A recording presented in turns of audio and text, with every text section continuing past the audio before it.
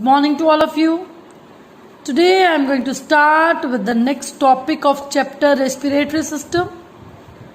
In the previous lectures we have talked about respiratory organs, respiratory tract, external respiration, internal respiration in detail. We have discussed about the mechanism of breathing in detail, and also we have talked about pulmonary air volumes and lung capacities. So children, today we are going to start with the next topic, and the objectives of today's lecture are, in today's lecture we will come to know what is the effect of altitude on breathing. We'll discuss various experiments based upon breathing, and we'll talk about the composition of inspired, alveolar and expired air. So children, kindly open up your books at page number 14.6. So let's start with the effect of altitude on breathing. Children, in your books at page number 14.6, it is clearly written there that with the increasing altitude, the atmospheric pressure goes on decreasing as compared to the sea level. As a result of decreasing atmospheric pressure at a high altitude, the tidal volume of inhaled air also goes on decreasing. So children, how this happen? We'll discuss now. Look here. Children, what is atmospheric pressure? Atmospheric pressure is the pressure exerted by the air. Suppose this is sea level and this hill is showing like a mountain, and this red colored dot is representing a human body, and these dotted line, they are representing air column. Suppose we are at sea level, suppose any human body is at sea level, so what is there? At sea level, the weight of air on the top of the head, the weight of the air at the top of the head is more. We know air is present everywhere. So the weight of the air at the top of the head is more as compared to a person standing at the top of the mountain. Here the weight of the air at the top of the head is less. By comparing two, we can have a clear idea. So when there is increased elevation away from the sea level, there will be decreasing atmospheric pressure because of less weight of air above us. As we go to high altitude, atmospheric pressure decreases. With result, partial pressure of oxygen decreases. So, as we know, gases always diffuse from higher partial pressure to lower partial pressure, or we can say gases always diffuse from higher concentration to lower concentration. So as a result, at higher altitude, partial pressure of oxygen is less. So less diffusion of oxygen occurs. As a result, the person feels difficulty in breathing. So this is all about the effect of altitude on breathing. So when we go to high altitude, one can suffer from certain problems. Hypoxia is one of them. So what is hypoxia? Hypo means low, oxia means oxygen. From the name itself, the meaning of term is very clear. Low oxygen. Hypoxia is a condition in which less oxygen is available to the body. Means from the required amount, the availability of oxygen to the body is very less. So children, hypoxia is also known as mountain sickness. So various symptoms of hypoxia are breathlessness, headache, dizziness, nausea, vomiting, mental fatigue, loss of hearing, lack of muscular coordination, and even a complete blackout. So these all are the symptoms of hypoxia. Similarly, some another problems they may also occur at high altitude. So next is asphyxia. What is asphyxia? It is a condition in which deficiency of oxygen, I repeat, deficiency of oxygen is accompanied by increase in carbon dioxide concentration in the blood. Means one is having deficiency of oxygen as well as the concentration of carbon dioxide, it also get increased inside the blood. It is also known as suffocation, and it may lead to paralysis of respiratory centers and stopping the process of breathing, and ultimately it may lead to death. So children, a very fruitful therapy for asphyxia is artificial respiration. This is the only method by which it can be recovered very soon. So next is, children, on your books at page number 14.7, some common disorders of respiratory system are mentioned. Very first is bad cold. What is bad cold? To understand this concept, listen carefully. Sometimes along with inhaled air, some pathogen means disease causing microorganisms, they enter inside the respiratory tract. We know in our respiratory tract the very first part is nostril and then comes nasal cavity. So we know each organ is internally lined with a mucous membrane. We have studied already. So this pathogen causes irritation in the mucous membrane, due to which there is more production of mucus. What is mucus? Actually, mucus is a slimy substance which is not typically miscible with water and is secreted by mucous membrane and the glands of animals. So this more production of mucus in the form of runny nose, and this condition is called bad cold. Next is pharyngitis. What is pharyngitis? Pharyngitis is a disorder related to the pharynx, and this is also known as sore throat and is usually accompanied by tonsillitis. What is tonsillitis? Tonsillitis means enlargement of tonsils or inflammation of tonsils. Next is laryngitis. What is laryngitis? Laryngitis is a disorder in the larynx. So it causes hoarse voice, means a harsh voice, and difficulty in speaking. Next is bronchitis. Bronchitis is related to bronchioles. We know bronchioles are the part of lungs. Next is pneumonia. Pneumonia, it occurs inside the lungs where alveoli do not get enough air to support life due to accumulation of mucus in them. Now we have come to know what is mucus. Next is emphysema. The air pollutant that causes chronic bronchitis may break down the alveoli of the lungs, which reduces the surface area for gaseous exchange, and the victim becomes permanently short of breath. Next is bronchial asthma. It is an allergic attack of breathlessness which is associated with bronchial obstruction or contraction, characterized by expiratory wheeze. So children, these all are some disorders related to respiratory system. So next we will talk about various experiments.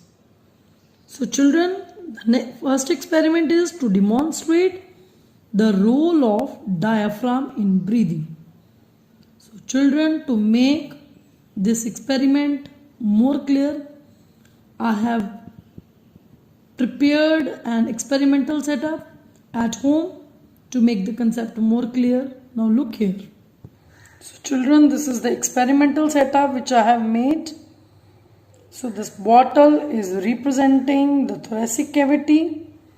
The lower rubber sheet is representing diaphragm. We know diaphragm is a muscular structure which divides the body into two halves, upper thoracic cavity and lower abdominal cavity. The upper part of inverted Y tube is representing trachea. So children, look very carefully.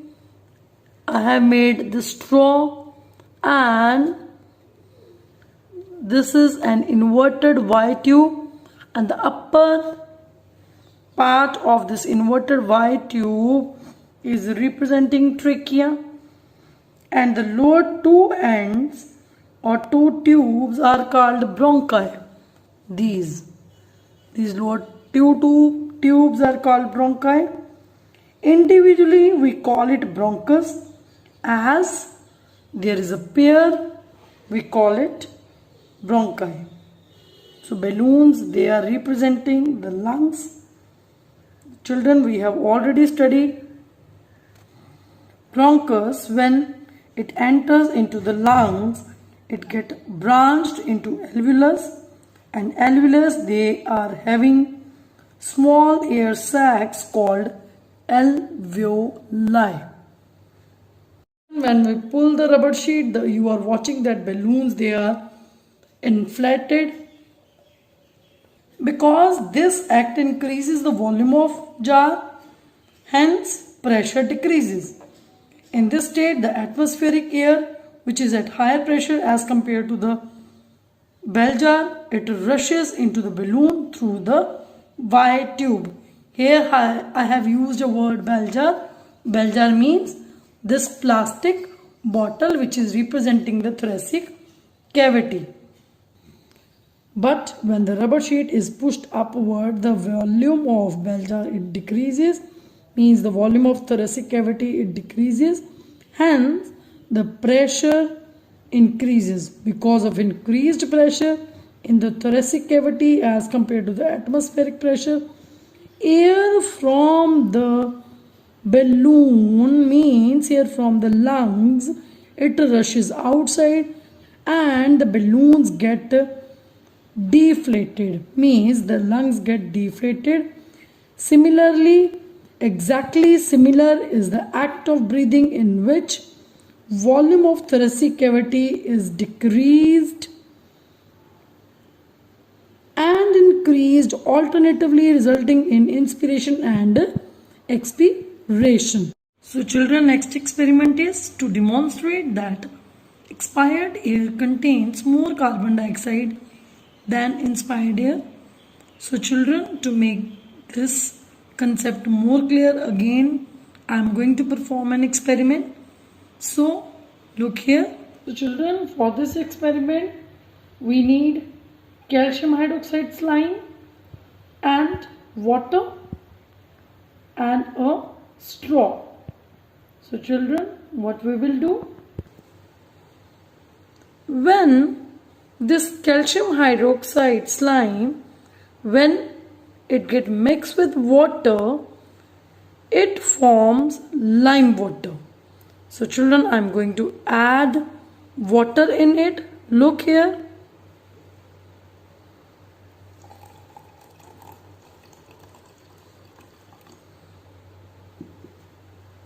After adding water in it, let it settle for few minutes. After some time, we are watching that now see, particles are settling at the bottom. Slowly they are settling down. It is visible very clearly. Now see, more particles, they are settling. They are continuously settling down at the bottom of container. It is about to be very transparent as the particles, they are settling down continuously. Now it is very clear that the particles, they have got settled down, and we have a very clear upper layer that is called supernatant. Now children, we will pour this upper clear layer of lime water into another container without disturbing the settled particles. Now children, after see, we have separated the supernatant and see how clear it is. It is the lime water. Now children, we are going to add a straw in it and start blowing air in it. While blowing air in it, we are watching that the clear lime water has got changed into totally milky white color, and prove that the air we exhale is rich in carbon dioxide. The next experiment is to demonstrate the water's loss during breathing. Children, this experiment is quite simple. You can perform it at home by yourself also. What we have to do, we'll take one mirror and we'll blow air on it. Now look here. Take a mirror, clean mirror, and blow air on it like this. So when we exhale air, the surface of the mirror shows a misty appearance like this. So this proves that when we exhale air, the water is also lost with carbon dioxide. So children, this is all about the experiments based upon the breathing. So next is, children, now let's start with the last topic of the chapter, that is composition of inspired, expired and alveolar air. Now children, look at your book at page number 14.6. Children, here table 14.2 represent the composition of inspired, expired and alveolar air. Now children, from this chart it is very clear that the percentage of oxygen and partial pressure, percentage of carbon dioxide and partial pressure of carbon dioxide, and percentage of nitrogen and partial pressure of nitrogen is given over here. Now children, see, percentage of oxygen in inspired air is 20.84% and its partial pressure is 158, whereas for expired air it is 16.4% and partial pressure is 116, and for alveolar air it is 13.6% and partial pressure is 100. Whereas children, carbon dioxide percentage in inspired air is 0.04%, but during expiration it is more, that is 4.0%, and in alveolar air it is more than expired air, that is 5.3%. Partial pressure of carbon dioxide is also in inspired air is less, that is 0.3%, but in expired air it is 32, and in alveolar air it is 40. Whereas about nitrogen, if we talk about nitrogen, it is the percentage of nitrogen is 78.62% in inspired air and partial pressure is 596. Expired air, it is in expired air about 74.5%, and its pp means partial pressure is 565, and alveolar air, the percentage of nitrogen in alveolar air is 74.96% and its partial pressure is 573. So children, this is all about the chapter. Now children, come to page number 14.8. Children, at this page a comparison of respiration in plants and animal is given. So respiration in plants and respiration in animals, we'll compare here. The various similarities means in plants, in case of aerobic respiration, free oxygen is needed, but in case of animal, during aerobic respiration, free oxygen is needed. These both are the similarities. Then carbon dioxide and water are produced in aerobic respiration, as well as they are produced in aerobic respiration in case of animals. Energy released is stored in ATP molecules. Energy released is stored as ATP molecules. Aerobic respiration takes place in mitochondria. Here also aerobic respiration takes place in mitochondria. Respiratory substrate is glucose. Respiratory substrate is also glucose. Then comes to dissimilarities. In case of plants, during respiration, no breathing takes place. But in case of animals, in aerobic respiration, breathing takes place except a few lower animals. No transporting system for transportation of O2 and CO2 is present, and gases diffuse from cell to cell. But here, blood vascular system is present in most of the animals for transportation of oxygen and carbon dioxide. So rate of respiration is low, but in that case, in case of animals, rate of respiration is high. Carbon dioxide produced in respiration is utilized in photosynthesis, but carbon dioxide produced in case of animals is released in atmosphere. So these are the dissimilarities in case of aerobic respiration. Now dissimilarities in anaerobic respiration. Anaerobic respiration produced ethyl alcohol in plants, but anaerobic respiration when occurs in animals, it produces lactic acid. Anaerobic respiration produces carbon dioxide also in plants, but anaerobic respiration in case of animal, no carbon dioxide is produced. So these are the dissimilarities. So children, now we are finished with the chapter. So kindly do all the related question answers properly, learn them thoroughly.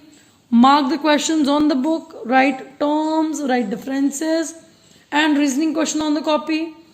So we will continue with the next chapter in the next lecture. Thank you so much.